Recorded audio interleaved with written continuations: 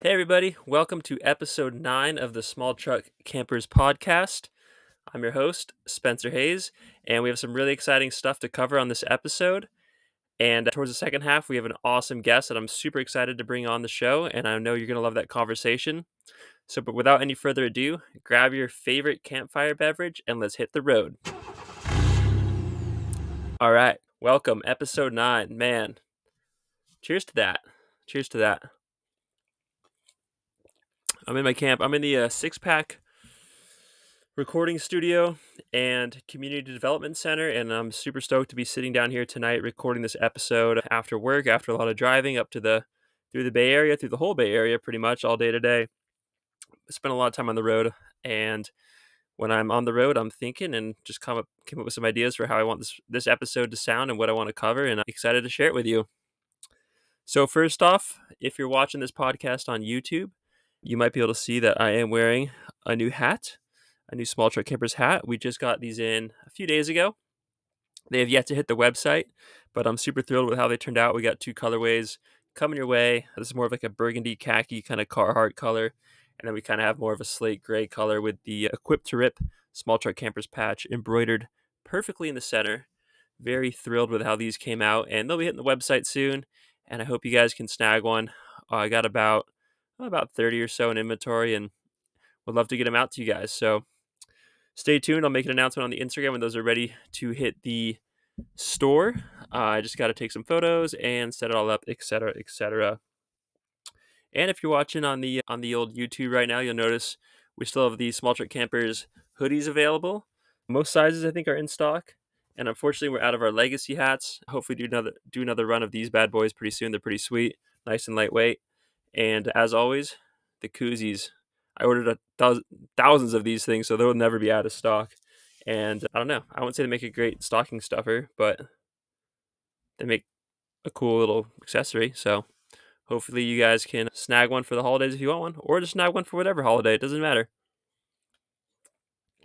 And with the launch of these new hats, I definitely want to do some sort of giveaway. So we'll be doing that soon too. And hopefully we can give some product out for this holiday season and stoke out some of our followers and participants and get some more swag out there and just keep the culture and community alive. So I'm super thrilled with that.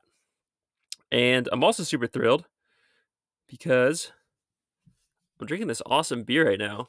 Let's see, Laughing Monk Brewery, San Francisco, California, Brother Garcia West Coast IPA.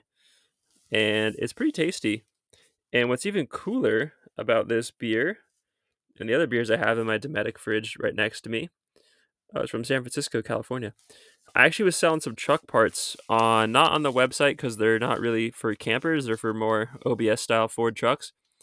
And I was selling some truck parts and I could not sell them. Rather, they're very unique. They were leaf springs from a specific year, and the certain buyer would have to know kind of that year is applicable to a few different models. And I was asking for some money for them, and I just couldn't get them sold. And we're doing this thing right now. We're having a baby pretty soon, which is crazy but exciting. Essentially, though, we're just kind of cleaning out the house. It's almost like we're moving without moving. We're just kind of like going through everything, getting rid of old stuff, kind of setting loose some old projects, etc. And in doing so, I listed these leaf springs online. They didn't sell for a while, and I was kind of going through like the garage area the other night of my house, and they're big, they're massive, they're heavy, and I was like, you know what, these need to be off the ground and in someone's hands. So I hit up somebody that was interested at one point, but they kind of fell off the interest wagon, and I was like, hey man, if you know it, if you want them, you can have them for free. I know you're in the Bay Area, I'm in the Bay Area, you can just have them for free. And instead of money, how about you just give me? I'll trade you some beer. I'll trade you these products for some nice beers from a craft brewery that you think is really cool. And he was totally down, and he was stoked. We met up today, and I gave him the leaf springs and the brackets, and he handed me two 4-packs, so 4 pints of this Laughing Monk Brewery, which I thought is super cool. Like maybe there's stuff out there that we don't want to sell, and that we just kind of would stoke people out, and it'd be cool to have an option in the trading post where you can just trade for nothing or something, or maybe you want to trade for some beer or something too. Because a long time ago, I did want to do like a version of Craigslist where you don't pay for anything or you don't sell anything, you just trade like essentially beer and wine. and it was going to be called like For a Six Pack. No connection to the six pack camper I'm currently sitting in, but I just thought that was kind of a cool idea, and I got to put it into play today. And I think it'd be cool to carry on that legacy. And yeah, it's kind of funny just to be like, hey, I don't really care about the money for it. It's worth more to see it being used, but how about just a couple beers or a bottle of wine or something? And we can keep it that simple. So just an idea, but I thought it was kind of fun. I wanted to share that with you guys. And in other news too, hey, look, if you guys work for a brewery or you have connections to a brewery, they want to sponsor a podcast episode, I'd be super down to give a little review as we're sipping and just chatting here. Or coffee. It goes for coffee too. Coffee's great. Just want to put that out there. Now, I gave away those Leaf Springs for free, but I did have success on the Trading Post recently selling some insulation. So I had some Havelock wool insulation. You probably saw that post if you're actively on the Instagram. And we got a lot of insulation for our house. We ended up not using most of it.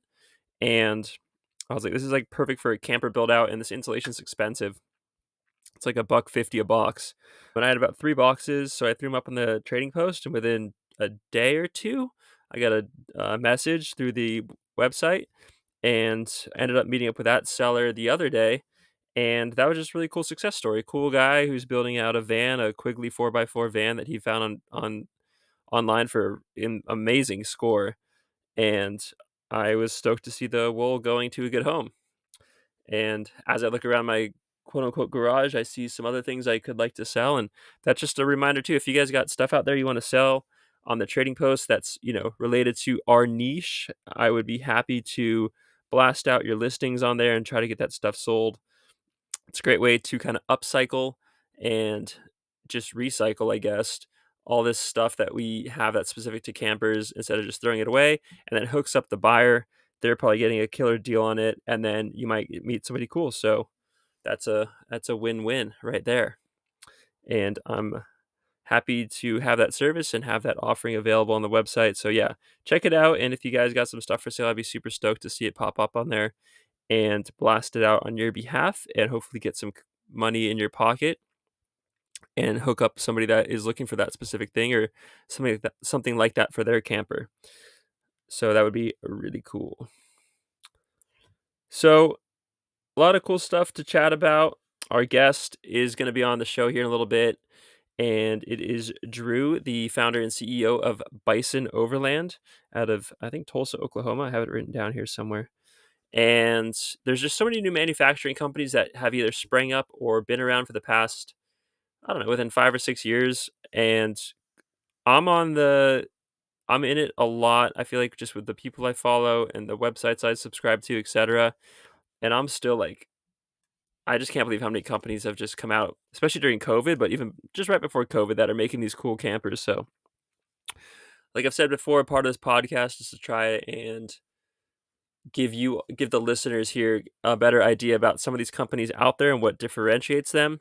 And this would be a good one about Bison Overland, kind of where they came from, what they're about, and where they're headed, which is exciting. And I'm stoked. I think it's going to be a good listen for y'all.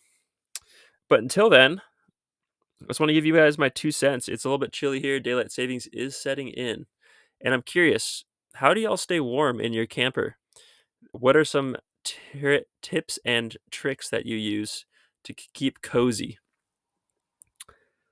This is a big question, and I think it's a question that a lot of us have stumbled upon, especially when we're dreaming and scheming about our next adventure and our next rig and what that all looks like, and how we see ourselves reacting to a colder environment. And I thought it'd be kind of fitting with just the season changing and getting cooler, and there's starting to snow now in a few parts of the states, that we discuss the age old issue of keeping warm that dates back to the Stone Age with the invention of fire. Obviously, we've come a long way since fire, but at the core of it, that's what we're using to keep us warm still, is fire. And I've used a number of different heaters in my rigs before, over the course of owning a Scamper, 2 6-packs, a couple 4 wheels, and just other odds and ends. It kind of just depends on how comfortable you want to be. The simplest choice is obviously just like blankets and sleeping bags. And then from there, we segue up a little bit to maybe like a little buddy heater, a little buddy propane heater, which I've had a lot of success with. Those things throw off a ton of heat, and you're able just to keep super warm. And they're super simple, turnkey. You can go like Big Five or Walmart and just grab one for decent price right off the shelf, hook it up to a little propane tank, and away you go.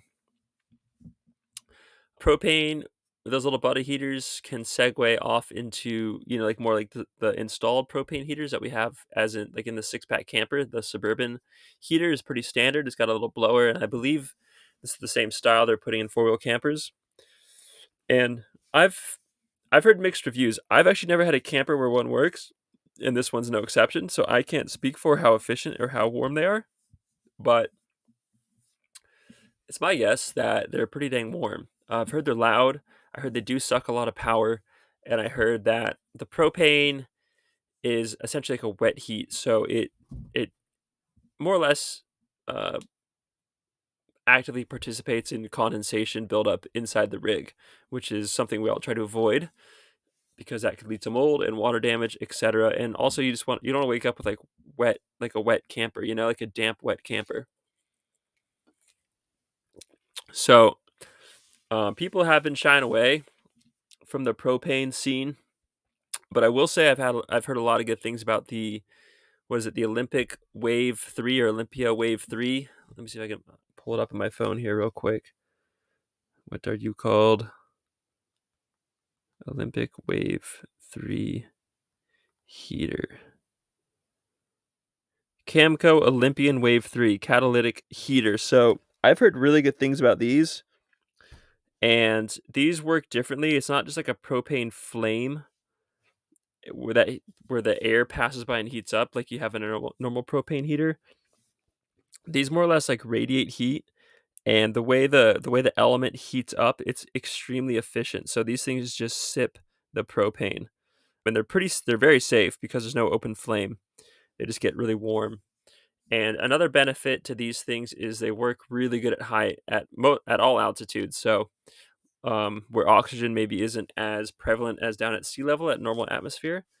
And I actually was going to go this route on my last camper, and I actually just I got a good deal on a buddy heater used off Craigslist, and I would have bought it on our website, but the website wasn't there yet, so I had to go the Craigslist route.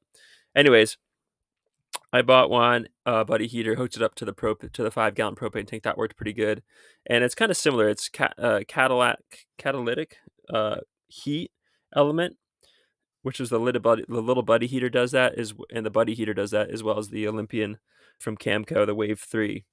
However, the little buddy heater and the buddy heater, the issue with those, they're pretty bulky, they're pretty big, they take up a lot of room, and I believe this Olympian heater, the Wave 3 from Camco, they're just way skinny and they're really efficient, and they don't take up as much space, and they throw off a lot of heat. They don't have a fan or a blower element though, so it's just going to rely on radiant heat to kind of heat the camper up. But if you have a small space, it's fine. They cook, and they're pretty cool, and they're pretty efficient, and they're pretty affordable.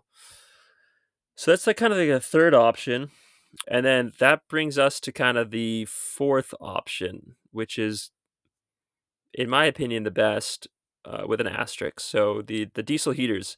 I believe Webasto, well, I know Webasto is the German company that makes kind of the top of the line diesel heater. And I believe, similar to Traeger grills, their patent expired a few years ago. And instantly you had a bunch of different companies coming out with very similar style heaters, such as like the Chinese diesel heater craze, which is a craze for good reason. They're cheap, they're super efficient, and they put off a nice, warm, dry heat. I had one at my RV a few years ago, and that RV was probably, do basic math here, 150 square feet. Maybe that sounds kind of big, but it was a solid RV. I mean, you could fit like 2 longboards in it. I had that diesel heater in that thing, and it heated it up like a sweat lodge in no time. I think that the issue you might face is that they're overpower. They are very powerful, and the Chinese diesel heaters, they are a bit loud.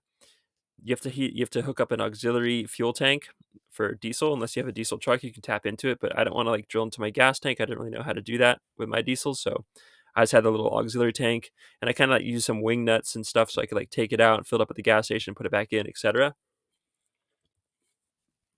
and that thing was super efficient, and it's a nice dry heat, so it actually sucked out the moisture. It canceled it out, so it wasn't as condensed on the inside of the camper in the morning. And I really enjoyed having that thing.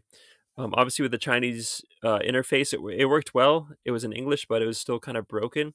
And I would love to see a Webasto version and how much different the interface is, and or just overall better. But I think for our audience, like, the Chinese diesel heaters work great. And the only thing that I had trouble with is at higher altitudes, it kept wanting to cut out because it didn't sense the oxygen as like a safety feature.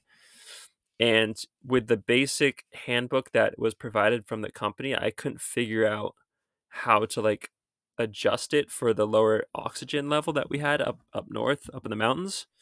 And it was a little loud. Like, if I was parked next to somebody, it kind of sounds like a spaceship was taking off, like a really quiet spaceship, but still a spaceship, just like a jet engine, kind of like.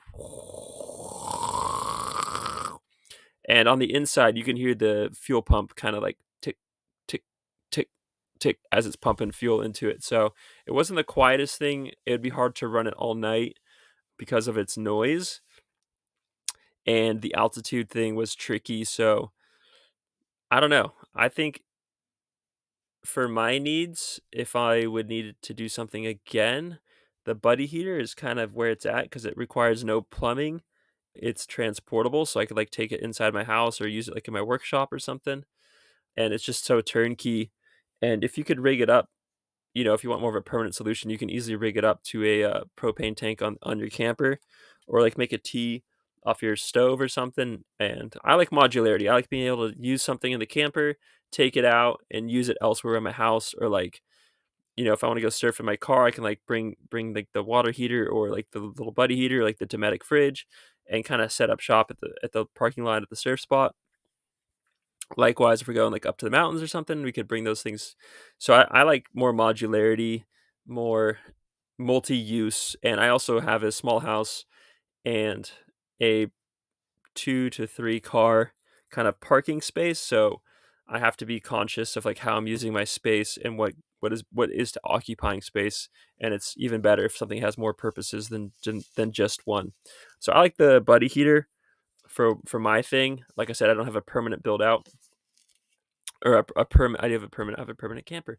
I don't have a permanent like rig with a heater in it that's working all the time. But nor am I going to the mountains a whole lot too. So that's the other side. And we went camping about 2 weeks ago up north in Petaluma, and we had shore power. So I was able to plug the camper in to like the little electricity box near the campsite, and I literally just got this little. I'll show you if you guys are watching. I went to Ace Hardware. It's $30. It's called the Handy Heater, and it plugs into your 110 outlet. And this thing just throws off the heat, man. It was like a sweat lodge in here in no time. I was on a vision quest, sweating without my t-shirt on in about 45 to 50 degree ambient temperature outside. Granted, this thing is insulated, it's well constructed, but that thing threw off some heat. So if I'm plugged in, that's the move. And then if we're underway, not under shore power, I think I'll snag a buddy heater just for simplicity's sake. And like, the diesel heater is cool, but it's just an extra step to fill up the diesel tank, and then the noise, and then I couldn't configure it. I would love to get like a Webasto though and just see how that works. And I also know a few companies are making portable diesel heater kits that you can kind of like put outside your camper and put the hot air outlet inside the camper. So that's another option too.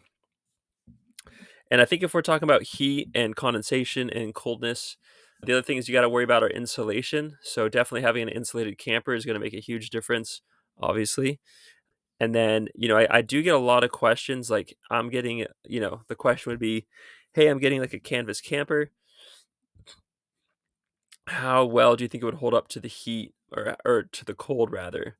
And the answer is like, canvas is pretty thin and heat is going to dissipate from that area very quickly.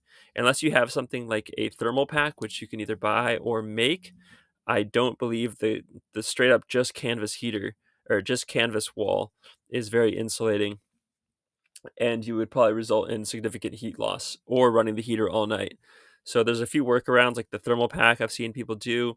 I've heard of people when they go camping in the snow, they like just pop the camper down overnight so that way and just sleep on like the couch area to keep that kind of thermal um, barrier in place. And then I've heard of people actually making like rigid foam insulation boards and like sticking them in between the canvas and like the inside wall. So making almost like a temporary hard sided pop up, which is pretty interesting. And it definitely sounds budget friendly because those rigid insulation boards are pretty cheap. What else have I heard? Sleeping bags. I've heard of people just bringing along like their pet dogs around or with them that lay on their bed and heat it up. So there's a few solutions out there, but it just depends kind of what you're after. If you're after full timing it up in the snow, then definitely hard sided is the way to go. But if you're like weekend warrior, then I think you could get by with like a canvas sided pop up tent.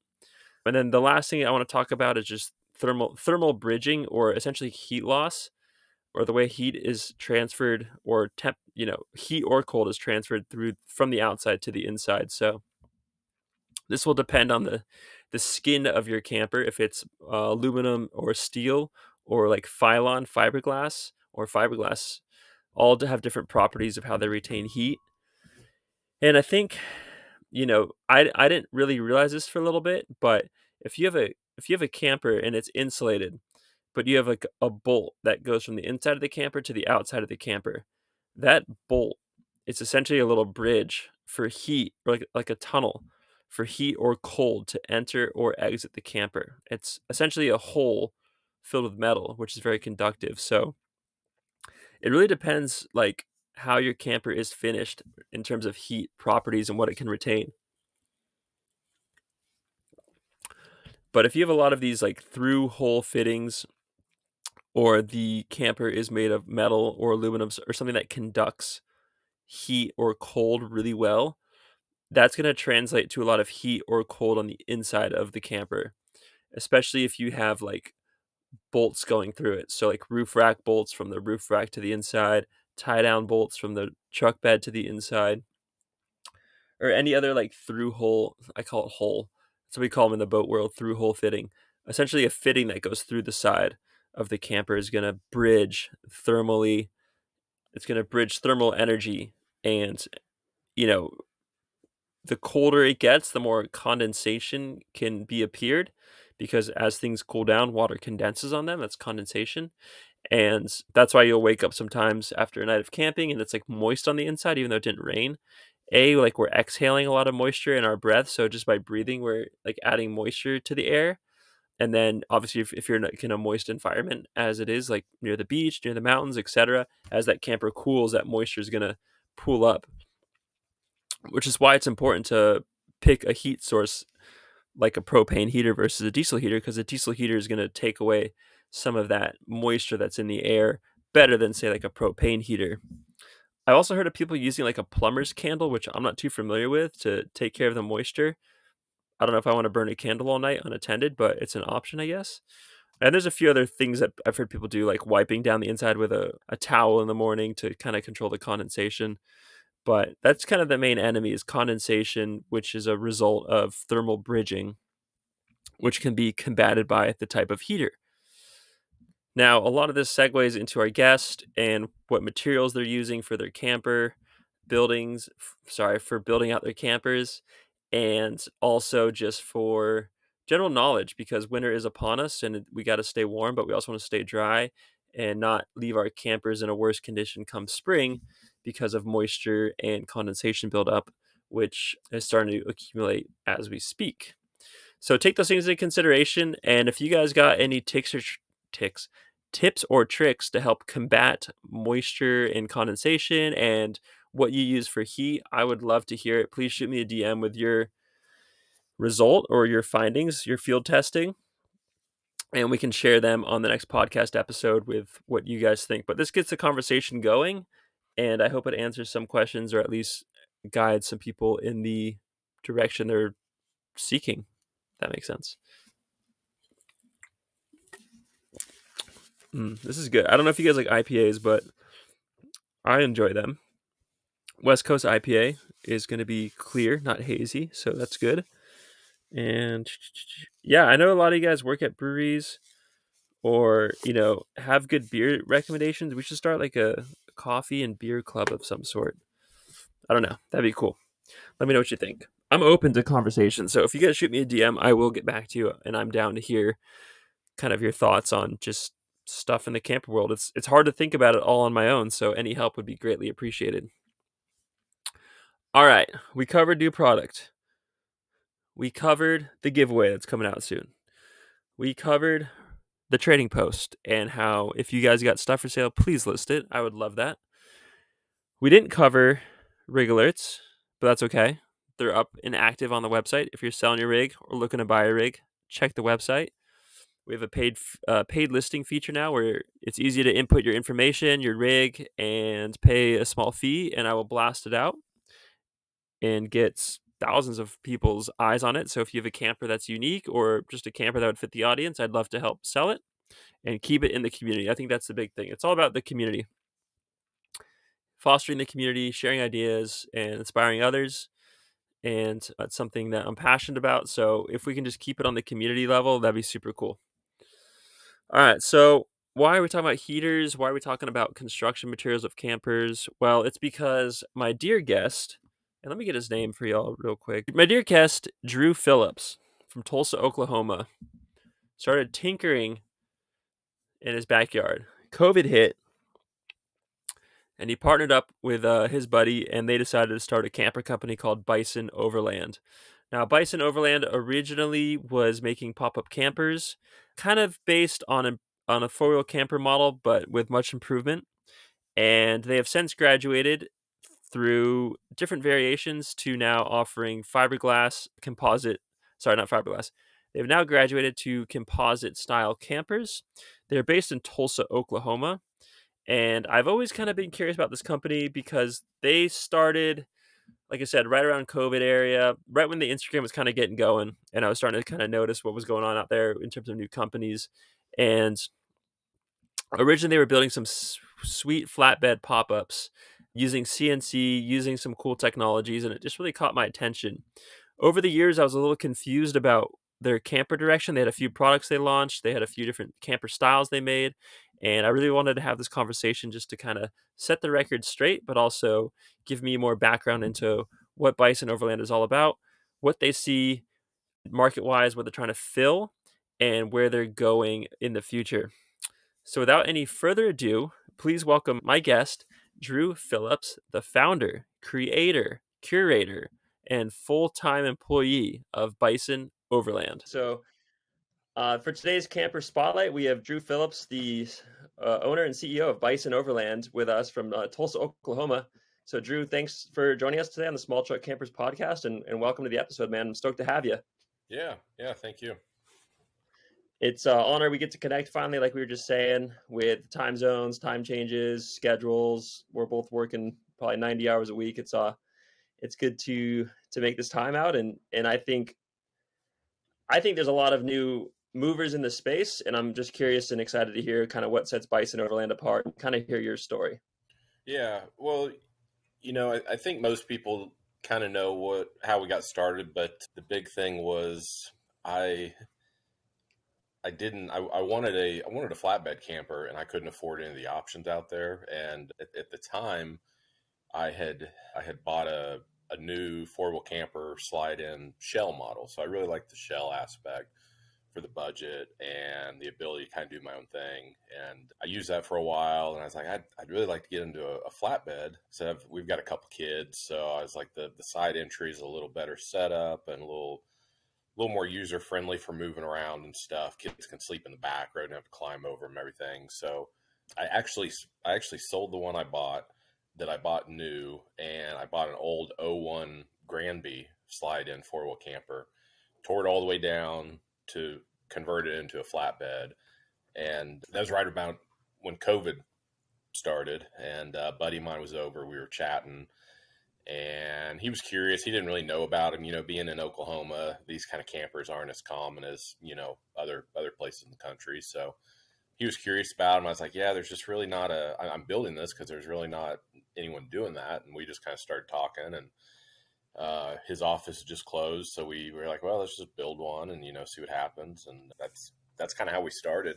And so we were kind of filling that void of not a shell option for the flatbeds, um, for I should say flatbed pop-ups, which there wasn't an option for that. So we started going that route, and that's slowly brought us into doing composites. And now with these new style we're doing, focused a little more on these composite flatbeds. And we're doing our first slide-ins. We've never done the slide-ins before. So this is kind of an exciting whole nother market that we haven't been able to be in before.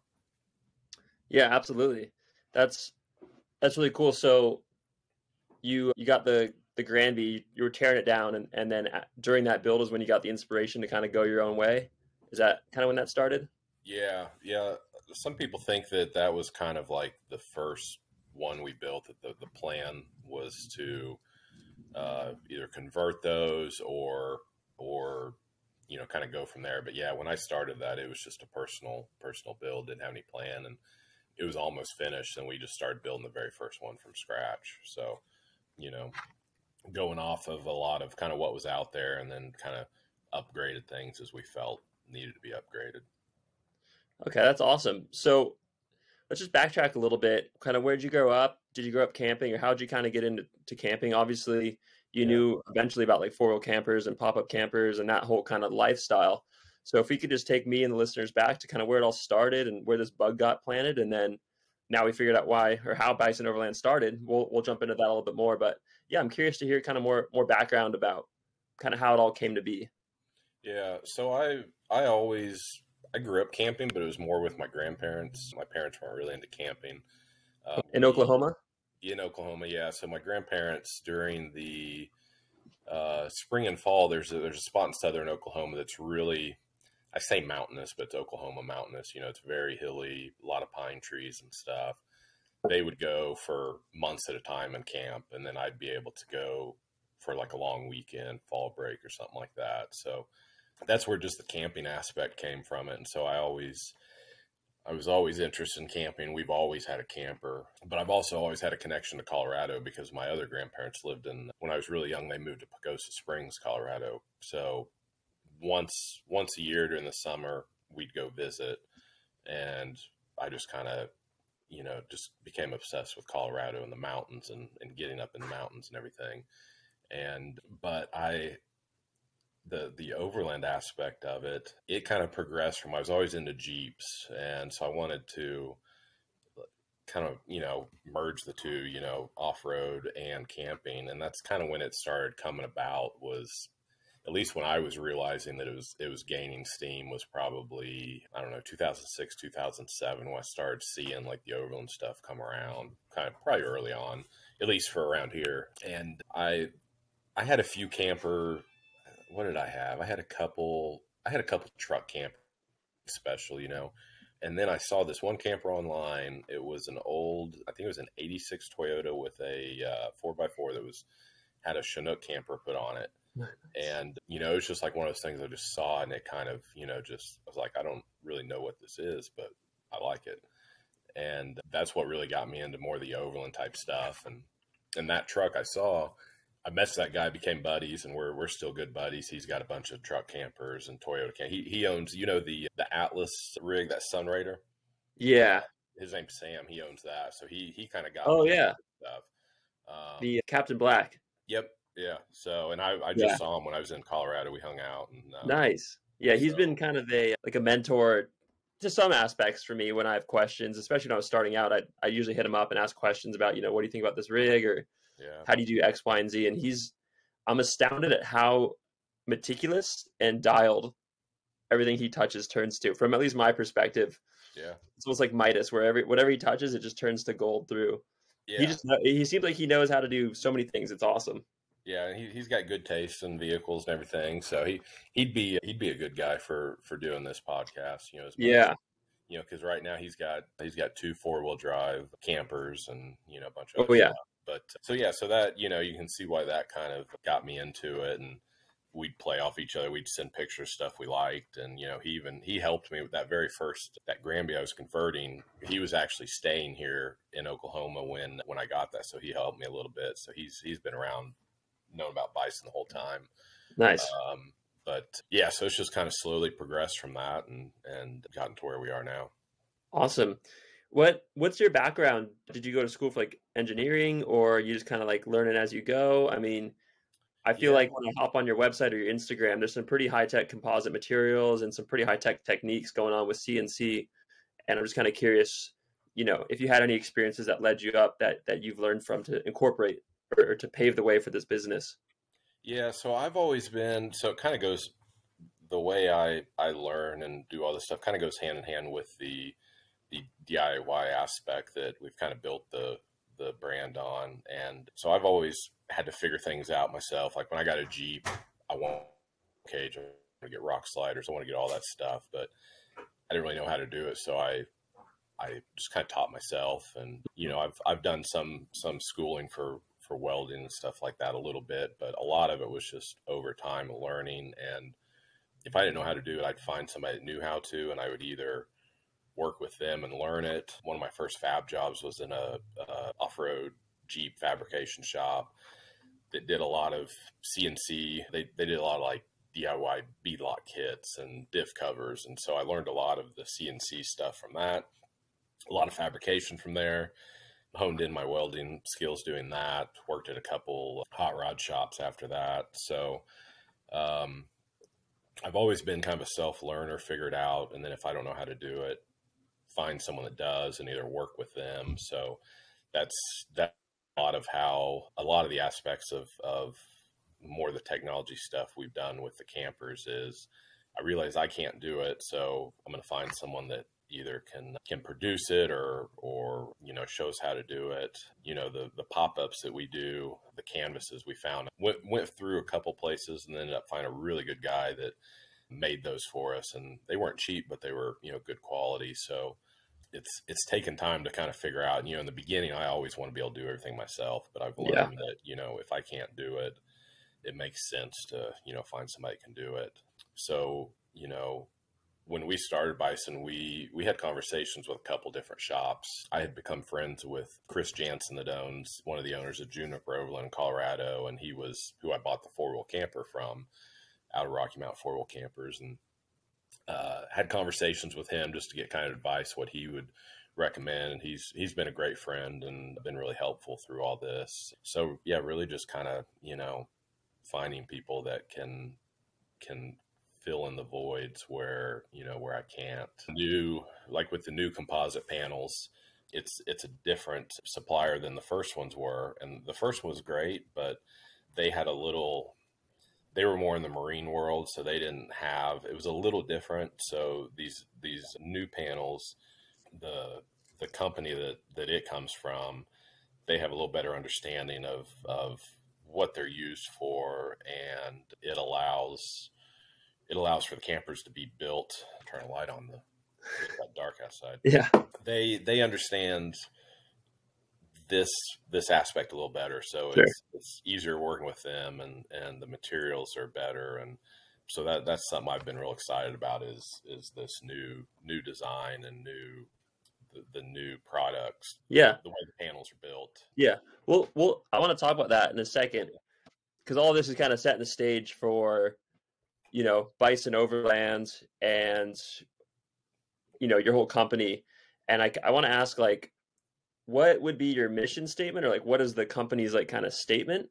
And then what kind of, was there anything that triggered you to kind of leave whatever you were doing and fulfill this quest, I guess, to produce campers? Because that's no easy. That's not like going to Vaughn's or Safeway and applying for a job. I mean, it's going to take Right. time and connections and money and time again. So, yeah, I want to set the stage for kind of like if there's any triggering event, and then if you could just define like Bison Overland or what sets you guys apart in one or two sentences, I think that'd be cool for our listeners to hear. Yeah, I think kind of the triggering was just the aspect of it's kind of odd, but COVID was happening, and I was doing commercial insurance at the time, and Okay. my buddy was in it as well.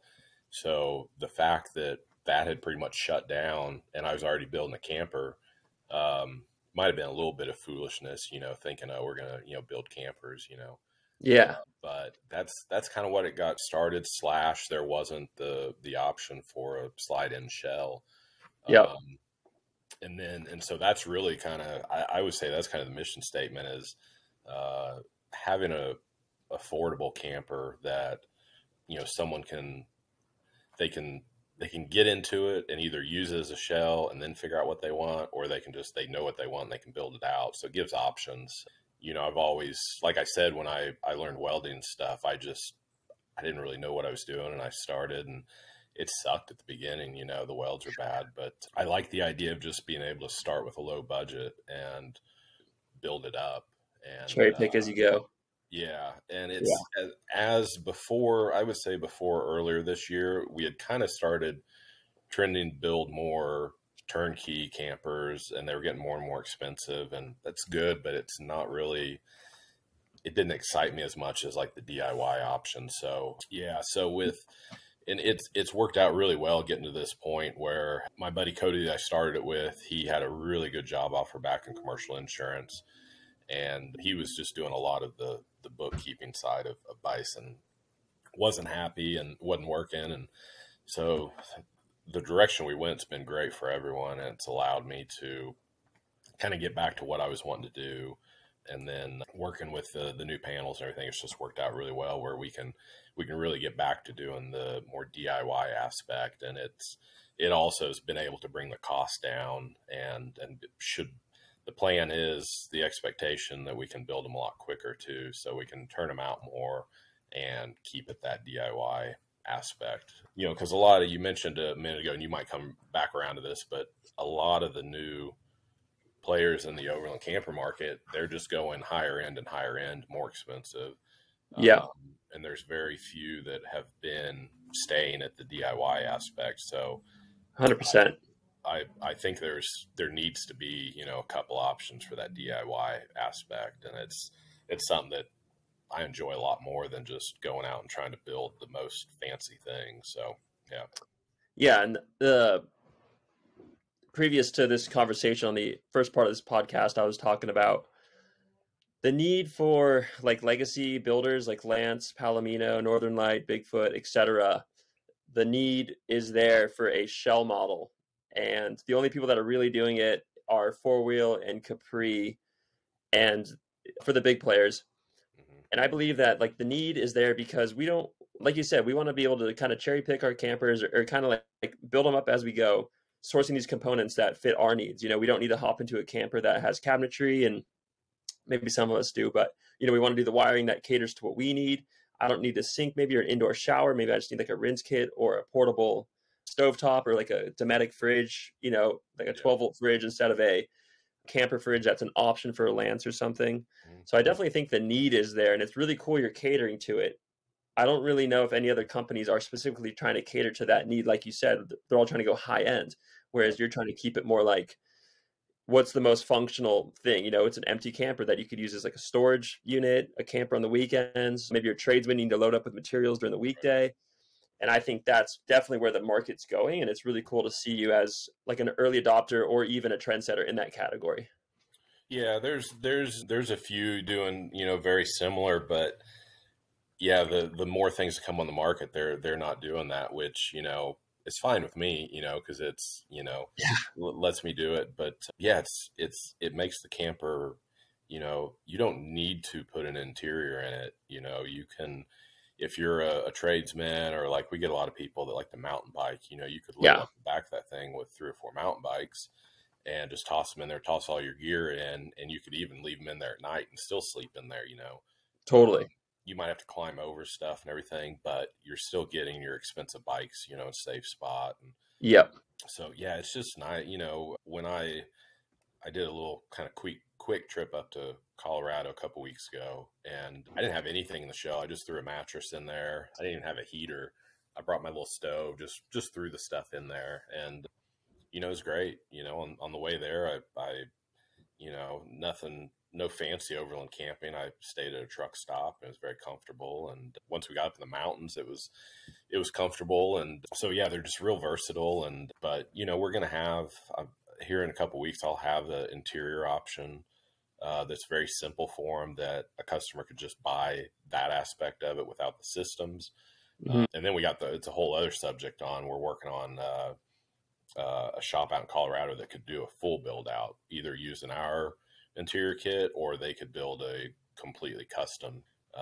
And then there's still the option of Dustin that we worked with at Vice Customs. He's still working with some of our customers doing custom CNC cabinetry. So there's a bunch of options for him. Totally.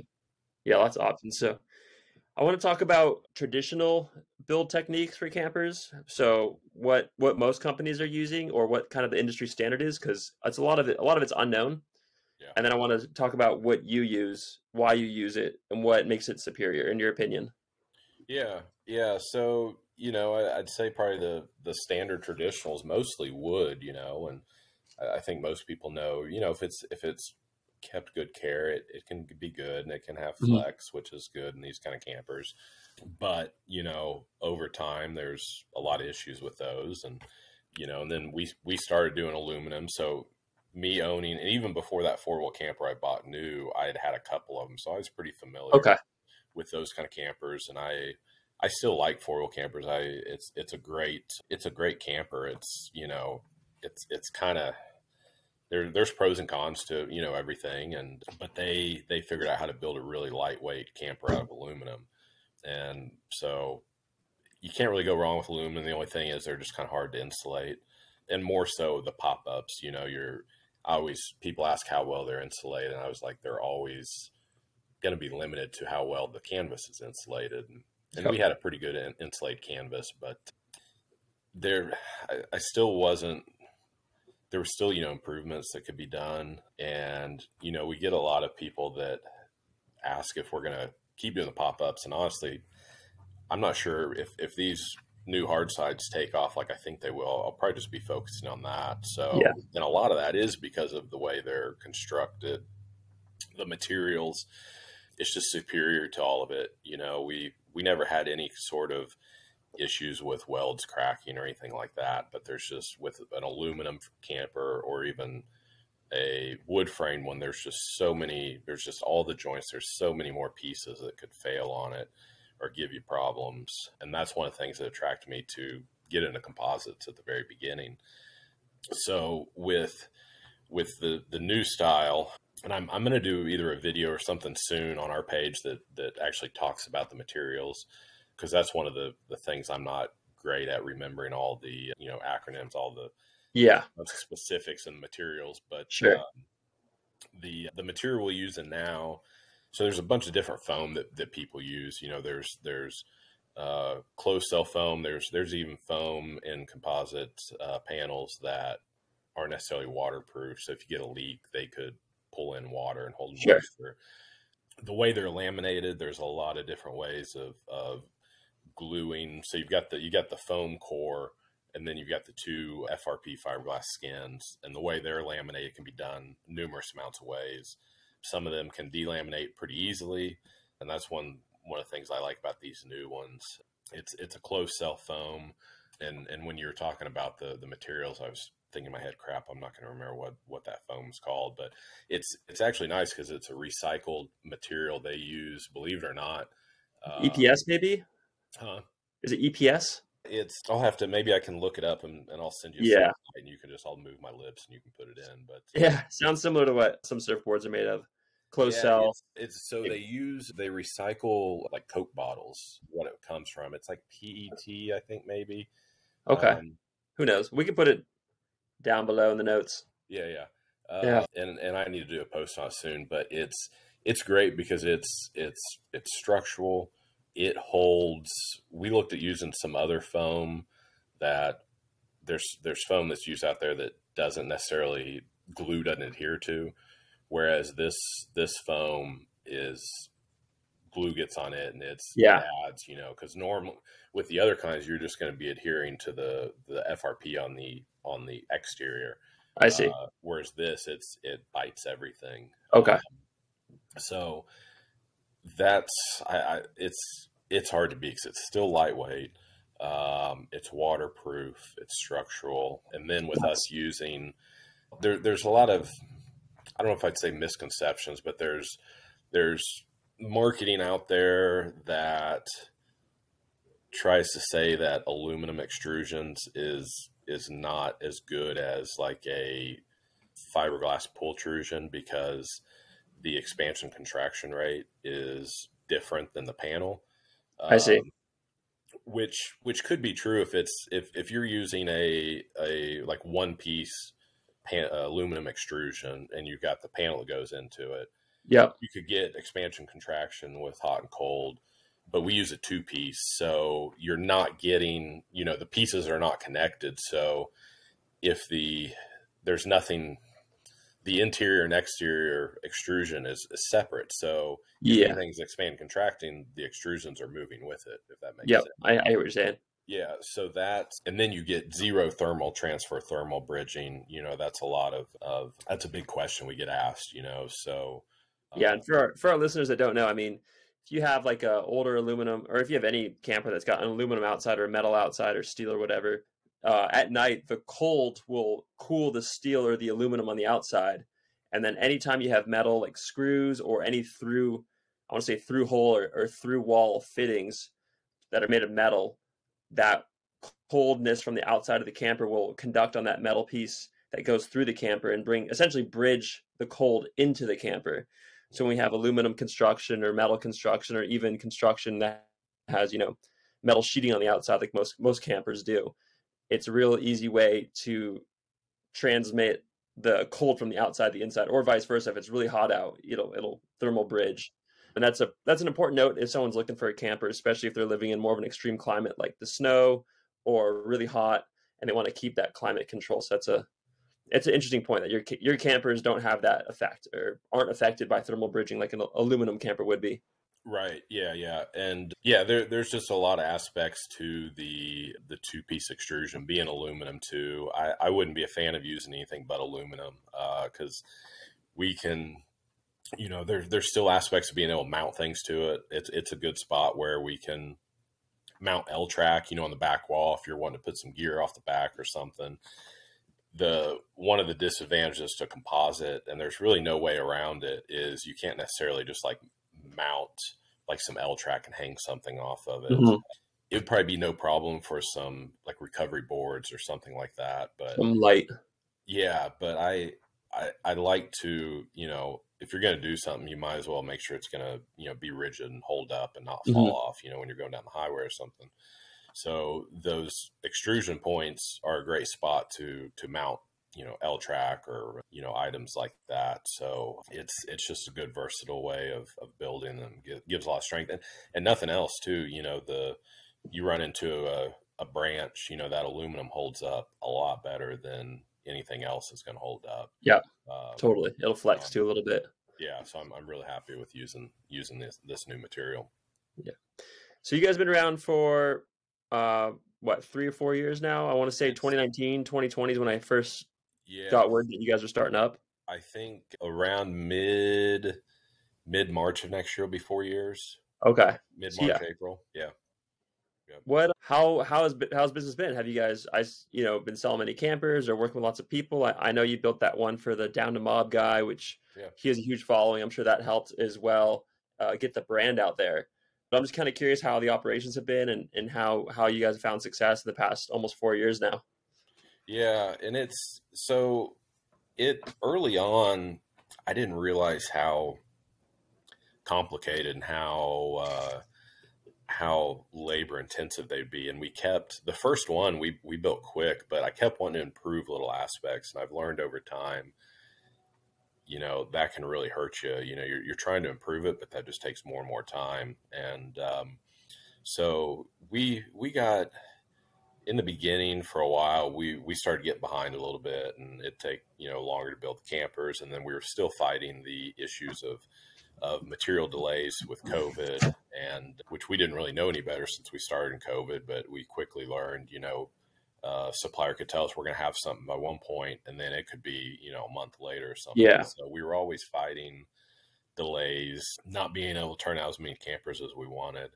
But, a lot of that was very helpful learning that stuff. And that's another aspect of these new composites is we're able to minimize our lead times. We're able to build them a lot quicker. The goal is by probably next summer or so, if not soon. Honestly, not sooner, but we should be able to build about 4 a month. We have the capability of building 4 a month, and that's not, it's not a big shop. We the shop we started in is my shop out back, and then we moved to a bigger shop, partnered with a couple of guys, and with the change I was talking about when Cody left and everything, I brought it back to my shop to simplify, to get back to that like DIY aspect I mentioned. And so to be able for the potential to build 4 of these new hard sides and build 4 in a month in my shop back here, me and a little bit of help is huge, Yeah. from where we were even, at the beginning of this year. So there was a lot of like, there was a lot of learning up until this point, a lot of stuff I wish could have done better, because we would tell people a certain, time frame and just went way past it and had no clue, and it sucked.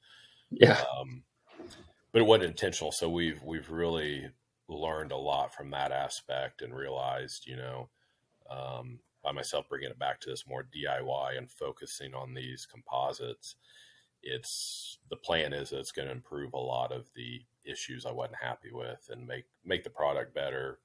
Customers get them quicker and everything. So it's the whole way it's been a big learning curve, for all of it. So Totally. but yeah, it's been, like building that one for Phil down the mob Yeah. was great. That was very early composite when we did. And to see how it's different materials than we're using now, but they're much improved now. So to see how he has treated that camper and how aggressive he's used Yeah. it scared the crap out of me a little bit, because I told Phil, I was like, take it easy a little bit, with this, but it's been very reassuring. The construction, the method is not too much different, the idea of it. So to see how he's treated it is really, it's felt pretty good. Gives a lot of confidence in this, only upgrading it so it can only be better. And he hasn't, that I'm aware of, he issues. I know he backed into a tree once and it just really just kind of didn't do any damage, just a scratch on it. So Yeah. that's been really good. That's awesome. That's good to hear. Sure. Yeah, I'm sure it's got to be proud dad moment to see that thing roll off the line and then get put to the test, I'd say, because that Jeep is pretty built out, and he definitely gets into some situations most people wouldn't even consider. So it's pretty cool to see. I kept waiting to get the call that he rolled it down a mountain or something. Oh, But, yeah. Yeah. that hasn't happened yet. So fortunately, that doesn't happen. So I know that was kind of an outlier, the Gladiator Jeep style. What trucks are you kind of seeing the most that your campers are being assembled to fit? I know on your website it says, our campers are kind of built to fit each individual truck, as opposed to just like a 6-foot slide in, an 8-foot slide in. Mm-hmm. But I also know you kind of you want more of the flatbed crowd. All that being said, that kind of points me to think maybe bigger trucks like, half tons or 3/4 tons. I'm sorry, not half tons, 3/4 tons, 1 tons, etc. But who are your customers and what are they driving and what are they bringing to you to get fitted for? Yeah, I think the biggest, we see the most of like probably 3/4 tons, a lot of the Fords, the new shop trucks, a Ford F-350 single rear wheel. We've done them for all, but I think the majority, if I had to pick, is like a Super Duty or a Ram. And yeah, like you said, we can fit them to anything, and that's almost more for the actual like fit and finish of how it sits on a truck, because you see a lot of them out there that are kind of made to fit a bunch of different ones. So they'll have a big giant gap over the cab over or the side. So it takes a lot more work than you would think to work with each customer to get the measurements, make things the right fit. But Totally. I'm real big on the aesthetics and making sure it looks like it fits. And that's probably been one of the biggest compliments I've got on this new shop rig we've got, is it looks like the camper's built to the truck. So we want to do each one like that. But, we can do them for, we've got a lot of people that are big into the Tacomas, and these new composites would be great for that, because a Tacoma size would probably be right around 700 pounds in shell form. Maybe a short bed would probably be closer to 600, maybe a little less. Is that for a slide in or a flatbed option? That'd be slide in. Flatbed would it wouldn't be too far off from that. Yeah. We're getting ready to do our first slide in this new style. I'll be getting the weight on it, but it really shouldn't be too far off from that. But Yeah. personally, I like the bigger trucks for the usability, because, and especially I learned on that trip to Colorado with this new Super Duty is, you know, and I had done a trip earlier in the summer with a Tacoma, and through the mountains and everything. If it's just the truck and gear, it's probably okay. But you're a smaller truck, the truck's always searching for gears, and it's just putting more wear on the truck. And Yeah. I loved how the Super Duty performed, and just through the mountains and even on the back roads and everything. Is that the 6.7 diesel or the 7.3 gas, or what kind of engine? I went with the diesel, and I've had a handful of customers recently that had the 7.3 gas, and they love it. Yeah. But it's nice because you've got the option for the factory rear locker. It's just got it made it so easy to drive that truck. And Yeah. I hadn't ran. We'd only built a couple hard sides before these new ones, and I hadn't really driven one, had much experience with them. And so I was interested to see driving across I-70. It goes straight across Kansas into Colorado. It's through the flattest part of Kansas, so you get a ton of side winds. Yeah. Even driving a pop-up before, I felt it where it almost blows me off the road. Sure. I was very pleased I was glad I had the big truck that could handle, Glued to the ground. yeah. So and I think that's, what a lot of people do too, because we see a lot of the 3/4 ton and up trucks seem to be real popular right now. Yeah. Yeah. I agree. I think, I mean, any truck is a good truck for a camper. And then depending on what your activities are and where you're located, going the bigger diesel route might be your option. Or if you're in a more densely populated area and you're not really going up in the mountains all the time, a smaller truck can totally fit Right. the bill. But that brings you to my next question. So if I'm a customer, right, I got a pickup truck and I'm looking online, I'm looking at Bison Overland, for example. What are some options that you guys provide to a would-be customer? I know you have like the slide in, the flatbed, and there's like a DIY option, a kit option. So I just want to talk about kind of your offerings right now to the community, to someone who's interested in maybe going this route. Yeah. We did have the DIY option, and between March and now was kind of the transition of figuring out, which direction we were going to go. And when I started trying to figure that direction out, I didn't have the new. Uh, I didn't think the upgrades to the composites would be able to come this quick. So that's when we were off in the more DIY, the aluminum frames, and and even to get caught up about it was probably 20 spring of 2022 we stopped taking orders because we were so far behind on customer bills and we wanted to get caught up, so we put a hold on those orders and then started offering the DIY aluminums to at least be building something, get back in that DIY aspect a little bit. Hmm. And now that the composites are dialed in where I want them to be, I'm putting the DIY aluminum on hold. I think it'd be fun to bring back at some point because we had a couple customers that did it and they loved it, went together great. But it comes down right now a lot to I want to be able to, with all the issues we had with delays and long lead times, I really want to simplify that and make sure we're able to build them in a good quality and get them out in a good amount of time. So that's what the composites are going to offer. So that's why putting the aluminum DIY on hold. But so with that, we now have the slide ins I keep mentioning, which we'd never done before, which I feel like opens up a completely different market. It's it's Hmm. the same market, but it's a completely different buyer. Someone that wants to be able to take it out. Or doesn't want to flatbed their truck, spend all the Yeah, money, yeah. or they have a nice truck. Even though the flatbed can come on and off as easily as a Hmm. slide in, but that can be, if you do a legit flatbed that's more overland style with the storage, that can be 12 to $15,000 just to start. Oh So yeah. for people entry level or whatever, having that slide in, it's been great, and it's been surprising the first the first group of orders I did for these new ones, I had 5 orders, and 4 of them were slide in. One's a flatbed, so it's good to see that a lot of people are interested in the slide in. Right. But so kind of how I mentioned, we've got those as shell. I go over all the measurements. So if, like, we have one customer in this current order that they wanted to have it extend and sit on the tailgate a little bit. So able to do that, able to extend the cab over sleeping area a little bit. We have one customer that wants to do underbed storage. So we're raising the ceiling height a little bit so he has a little more room. Nice. So that's all standard stuff. It doesn't, some of it could change the pricing a little bit depending on what they're asking for, just marginally, $500-$700, something like that for the material difference. And then I mentioned we're going to have an aluminum interior for the slide ins that will be very simple. It'll have just a little galley, a little L-shaped dinette, and then like a big full height storage deal. I've posted a couple renderings on Instagram that can be seen. I think I get them from the fab shop on the 10th or 12th, and then I'll rough fit it, powder coat it, get installed, and that'll be whole new content to show. Sweet. But then past that, there's the options for the flatbeds.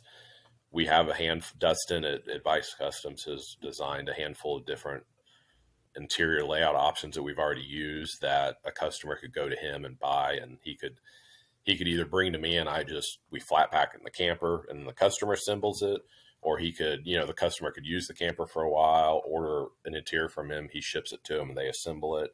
And then of course I mentioned we're figuring out the final details, but a shop out in Colorado and Fruita, the plan is you'll either be able to buy our campers from them basically as a dealer, and then they'll do either a complete custom build out on it, or they will use our interior. So there's a lot of options with it, but it's still being DIY, so it gives someone that doesn't have the ability to do an interior build out, there's an option for it. Awesome. Or they can do it themselves. So yeah. That's great. And it's I have one more question about the camper, and then I want to talk a little bit more about kind of your philosophy on a few things. And then in terms of the components, I know they come either DIY or those basic build outs that we just discussed. What kind of components are you using though that come, I would say, standard or as a standard option, such as doors and windows? And kind of like, what do you see that adds value using this specific company? Because I think you go through a different company than what I've seen. I'm just curious about it. Yeah, so doors, windows, we've always used Turn Overland. Okay. Yeah, I thought. they're good products, unless you go over to Europe and buy very expensive double pane windows. And actually early on we had a customer who wanted to use some outbound windows that I believe are the ones that Earth Roamer uses. They're good, but they're very expensive, and I bet there's nothing that special to them. So the Turn Overland windows, cargo hatches, doors, they're great. They're if a piece breaks or something, they stock all that stuff so it can be ordered. And we've got a couple different size options that we can offer for the windows, and then the window placement as well. And then, so I mean, it's mostly there's not a bunch of different components. We like using the MaxxAir Deluxe roof ends. It's other than that, like, we can put L-Track on. We just trying to really, in the past people have asked to add more and more, and I have, and then that just puts us further behind. So trying to keep it as simple as possible with this, where people can, the lead times don't suffer from it. Yeah. So it's really just for what we're doing, it's either the slide in or flatbed. You pick what windows you want, you pick the sizing. For the slide in, we'll have the simple, just interior cabinetry. And then if you want more than that, then we've got those other options to send you to for more systems and stuff. Yeah, I think that's a great way to do it. It's kind of like the menu option, or build your own burrito. You get the shell, and then you can put whatever you want inside of it. Yeah, and my hope is if this idea working with like the Colorado shop works, I would love to be able to do that maybe up in like Pacific Northwest or California, or because the majority of our customers, like, I've only had a couple that come from our area. You know, Hmm.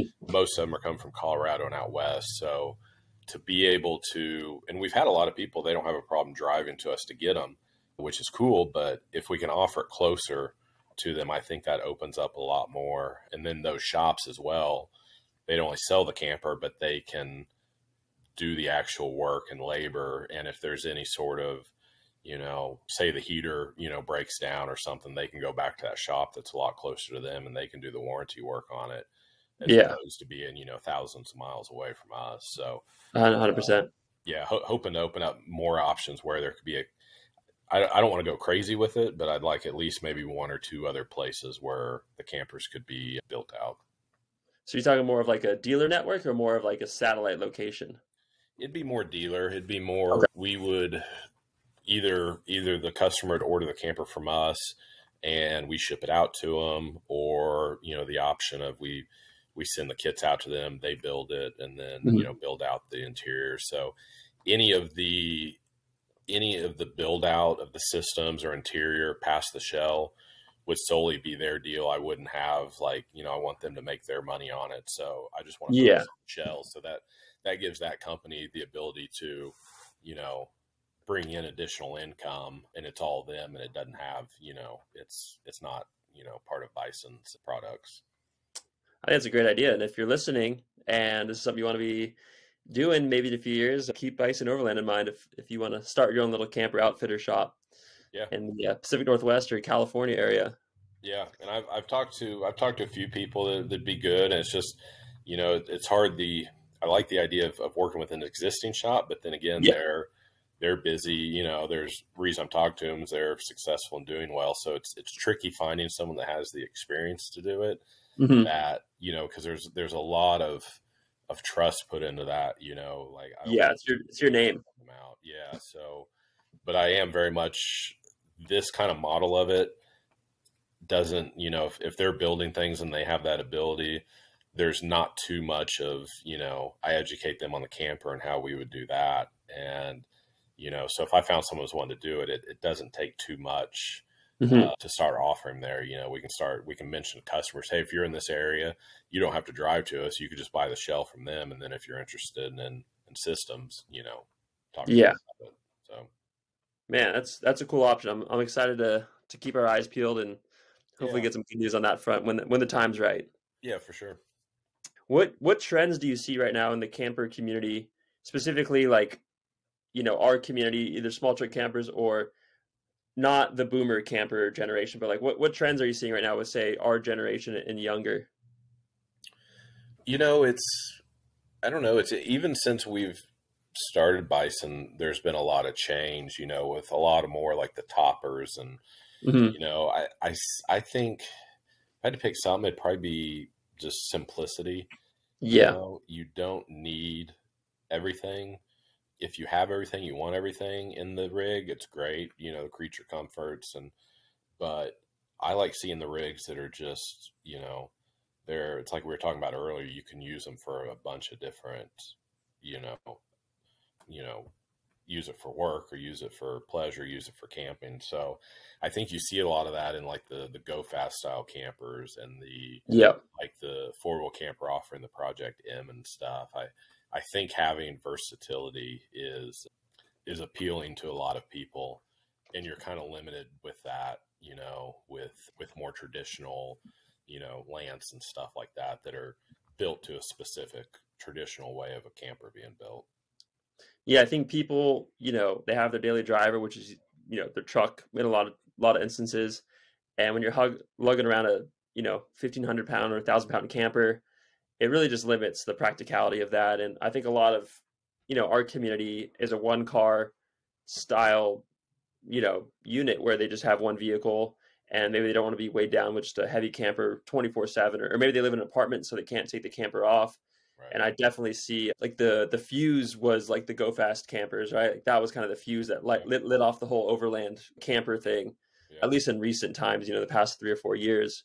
And I think that as we go forward, people are going to realize, maybe the wedge was cutting it at first, but now maybe they're having a family, they want a little more room, they want a little more comforts. And I definitely think simplicity is still in the foremost part of their brain. But now they're going like, all right, what's the next step without going full Lance, 865 or full Arctic Fox, 3 slide outs, hot shower, lounge chair thing. What's going to bridge the gap to kind of get into that next step? So I think you're perfectly positioned with what you're seeing. And I'm seeing the same thing too. Yeah, and it gives a little bit of it lets the customer have a little bit of creativity themselves too, Mhm. kind of make it their own rather than just a generic camper that, has some, just basic stripes on it, just looks like, Yeah. is it a grandpa that owns it, or, it's and I think that goes with a lot of stuff in culture these days is people want to be unique and be able to express their own, creativity. And, it sounds silly, saying, well, you can do that with a camper, but, it, It's it totally plays true. into that. Yeah. So, Yeah. It's an and the expression. fact of like, I've got an old, I think I talked to you about, I've got an old 80 Toyota pickup that I daily drive, but this rig, I love driving around town because you don't, as long as if the camper wasn't on it, other than parking garages, I can go everywhere I could. The truck could go without the camper. Yeah. So it's easy. Yeah, it's easy to daily drive, and it's if I got to go to Home Depot and get a bunch of stuff, I can throw it all in the back there, and so it's yeah, it works for a lot of aspects. That's awesome. That's great to hear. Any final thoughts or words before we hit the road on this podcast episode? I don't think so. I think like I said, I'll be posting some stuff more on the construction method and more of the versatility, more of the interior stuff as we're getting things figured out with the shop out in Colorado. There'll be more with that. So yeah, I think just kind of following along and I did a post the other day that I'm going to do a video soon and asking what questions people would want to know about the new campers. So I hope to have a lot more info coming out on the specifics and everything. But yeah, I'm excited to be able to build these quicker and at a higher quality. And the interest has been pretty good, and so I'm really looking forward to see where these new hard sides go. Awesome. Well, Drew, it was so good talking to you, hearing more about Bison Overland, your story. It's super inspirational and it's really eye-opening.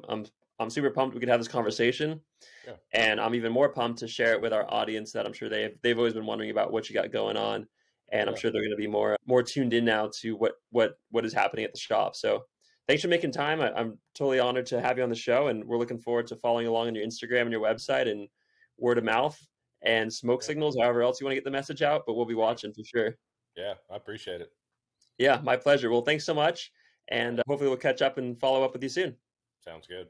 We'll All see right, you. brother. Thank you. All right, guys. Thanks so much. I hope you enjoyed that conversation with Drew Phillips of Bison Overland. Be sure to check out their Instagram, their website if you got more questions or you want more information. That's the number one spot to go to handle that. And I'd like to thank you just for joining me through episode number 9 of the Small Truck Campers podcast.